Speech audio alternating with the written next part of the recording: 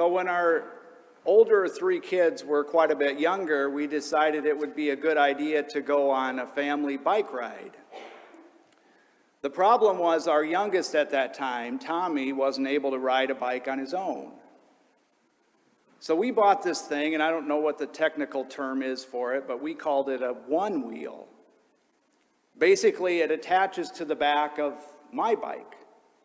It had a wheel and a pedal and handlebars.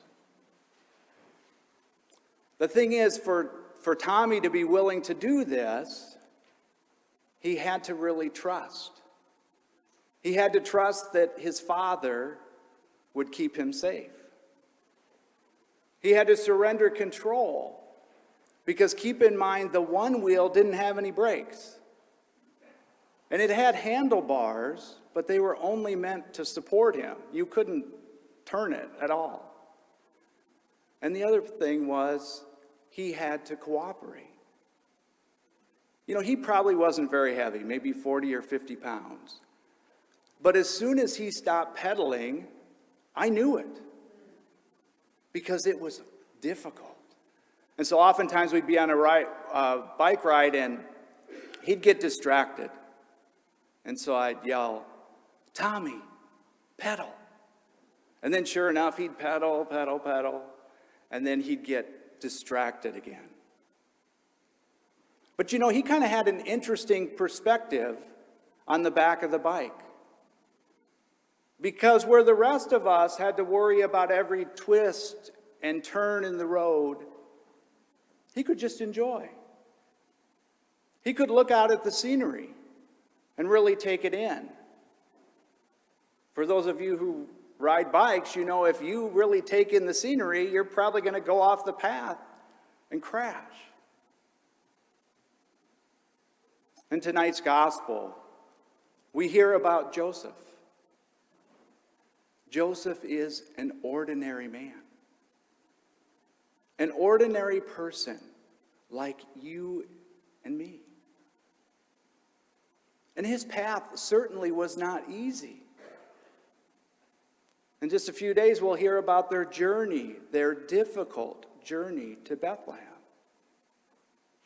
And then he has to take Mary and Jesus to Egypt to flee, to keep them safe, to keep them protected. And not to mention just the typical challenges that come with parenting. But despite all these difficulties, Joseph said yes. He trusted. He surrendered his will for God's will. And he cooperated. Because of that, we're talking about Joseph tonight. And one thing is clear. Regardless of what Joseph's vision, his plan for his life, he surely had one. And we can assume this was not it. And yet, he said yes. And as a result, his life was more beautiful than anything he could have ever imagined. So what does that have to do with us today?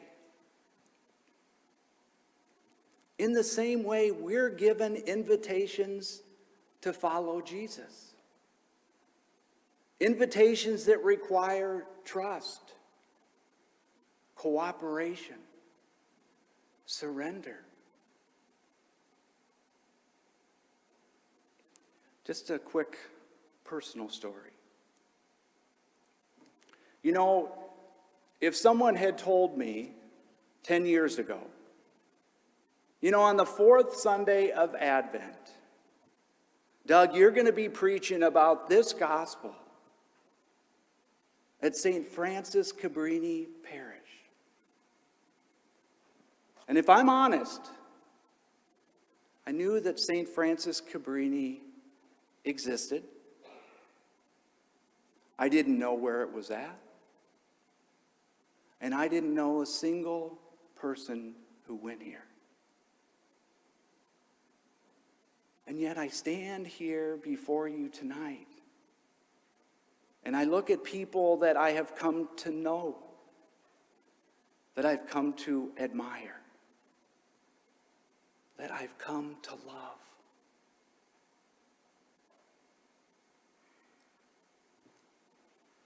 There were many, many, many imperfect yeses along the way. But the view is way more beautiful than anything I could have imagined. And so today, I think our encouragement, especially as we approach Christmas, is to be open to those invitations where God is inviting us to greater trust, a greater surrender, greater cooperation. Because what He has in store for us is far greater than we could imagine.